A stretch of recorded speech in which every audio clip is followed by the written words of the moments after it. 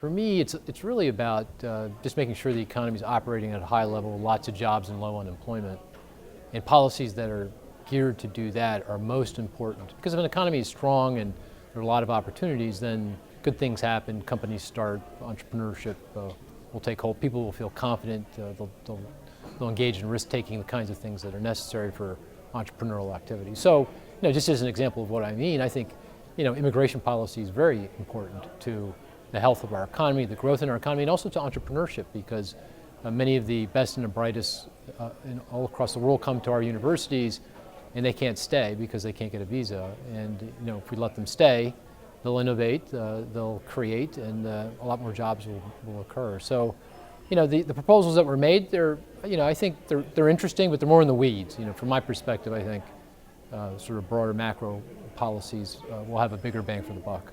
I'm optimistic with regard to the entrepreneurial future for millennials and for boomers. I think they both have opportunity. I mean, take the boomers.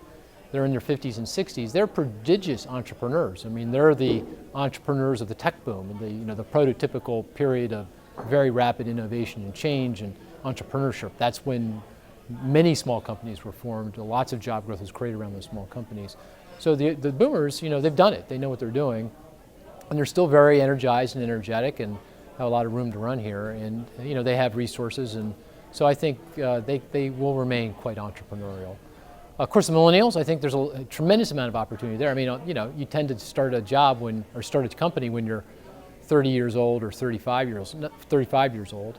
I do think millennials probably got a bum deal. They came into the job market in the worst of times. The unemployment rate is only now getting back to normal. So, they started behind the eight ball, and they haven't gained the work experience that their parents did at this point in their life. And you need that experience to go out and start a company. I mean, you can't start a company unless you know what's wrong about the companies that are operating in the economy today. So I think it's just a matter of time. I don't think anything fundamental has changed here. I don't think millennials are that much different from their parents. I just think it's going to take a little bit longer for them to kick into gear, but I think they'll kick in.